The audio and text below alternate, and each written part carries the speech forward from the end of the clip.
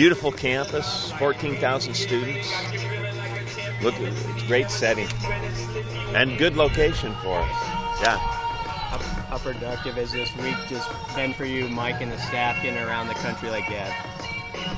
Well, that's the reason we kind of threw out there a combination of things we're going to do. So this is a little different than the ones we've been doing, and so will tomorrow be. So what we'll do is we'll look at it and kind of assess what we think and what maybe the direction that sends us for next year. I will say I think that it's been great, and it's a huge allotment of time for these. It's a whole week plus really, and so we've kind of dedicated a large period of time. It has to be productive, and I think it has been. We have seen guys that are committed, we've seen guys that we're recruiting, and we found guys. So that is great. There's, I think, like in Florida, I was totally impressed with the athleticism and speed and the number of guys, a lot of just really good-looking, athletic people. And so it was. I think it's been really good. And, then we meet some people on the side, some coaches that maybe we haven't met that might be a connection when we come down to certain areas and recruit. I think it's been very, very good, and our coaches have done a really nice job working these things, and we got people like John Perella and Keith Williams, Dante Williams, Trent Bray, Cav, that are all really good relationship people. So they, it's a good representation from Nebraska. Obviously, only a few of these kids are only going to get Nebraska offers on this week-long trip. But how much did you just enjoy coaching football, the guys who might not even be at that level? You have to appreciate that. I think guys, for a kid, I think the camp's twofold. They want to be evaluated. They want to seek their opportunity to play in college, and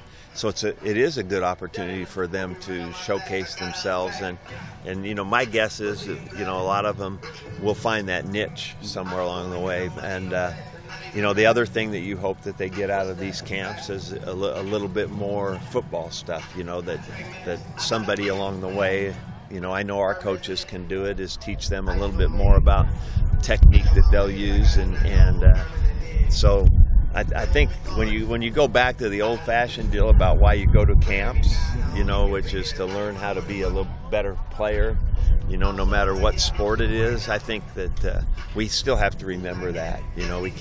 It's certainly for us is really helpful in evaluation, but I think when you see a kid that's taken a step out of the box to come to something and try to learn, I think that's very, very positive. How important have Danny and Coach Diaco to kind of been running things in for you back home? Yeah. You're out here all week? I had to make a big decision on how to do this because, one of my concerns through the years, this goes back many, many years, is that we spend so much time recruiting our next team that it takes away time from being with our own team.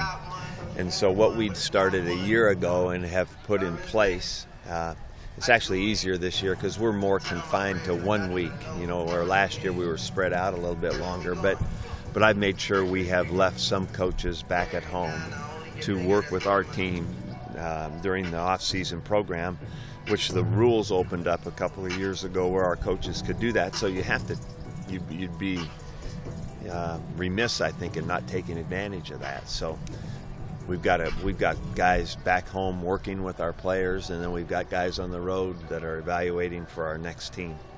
How was Florida?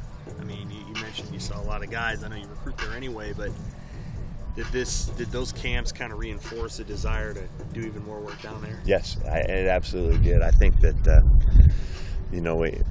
probably Florida more than anywhere else is where we found some new names. And as much as it's recruited, and some say over-recruited, I don't know if that's true or not. There's a lot of guys that can run and good-looking athletes. So it was, I think, a little bit like I've been to some before down there and was impressed, but I don't know that it ever hit me quite like it did watching the 2 camps we did in Miami area the other day. Because, I mean, Willie and Guy are on your team, but they were kind of under the radar recruits. Not a lot was known really about those two. Are those two's athleticism indicative of what maybe you found at the FIU and FAU camps? Yeah, I think that they're probably good examples of that.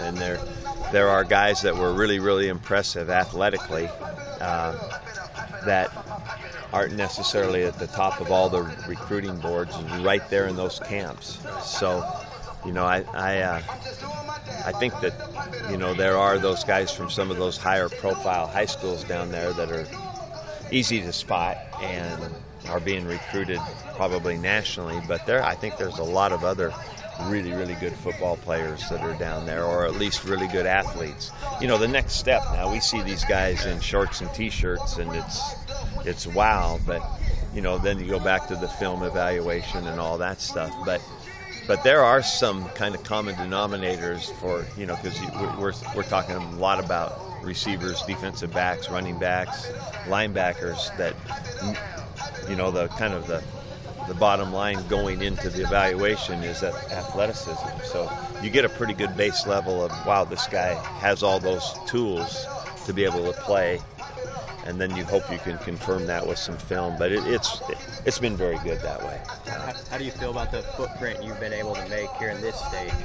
I'm excited about that. And you guys know we've been talking about that for a couple of years, that 500-mile radius and the opportunity for folks from right here in the St. Louis area. You know, basically it's a driving distance to the game to watch their son play. So, you know, that's kind of the goal, and it's kind of fun when you see it start to come to life, you know, with some history and commitments, and just keep building it. We definitely want to keep going. That's why after the Adidas sponsored camps that we have been in, you know, our selection of Lindenwood in the St. Louis area is not an accident. It's And Mike, June 16th and 23rd, you guys have those 2 Friday Night Light camps, and you're going to have kind of these fan fests built in ahead of them.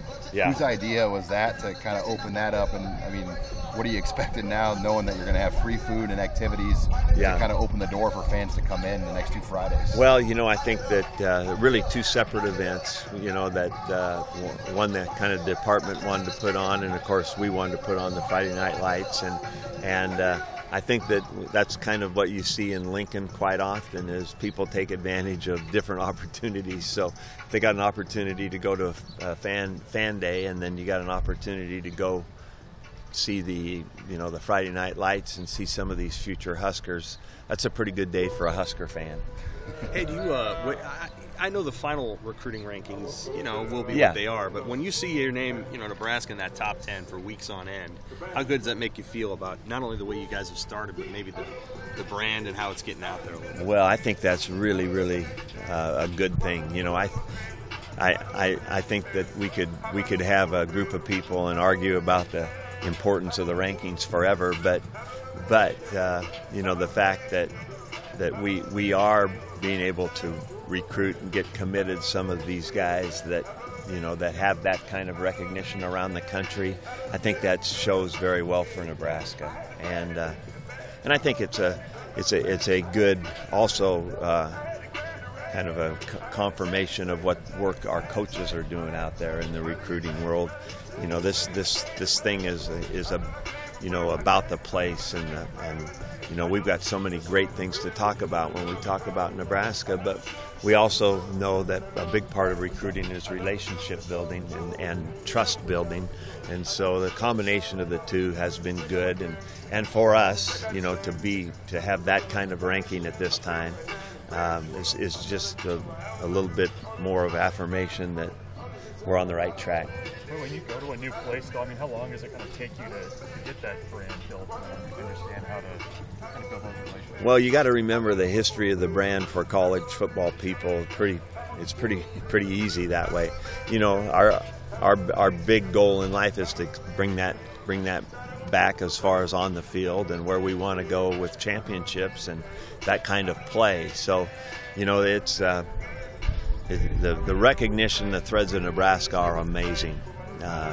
You know, I was sitting in the hotel this morning, and I don't know, a handful of people just walk by and say, "Go Big Red," you know, and so it's pretty special, I think, along the way. So we've been able to start with a very unique brand, and you know, now we're just trying to do our job within the work that we're doing.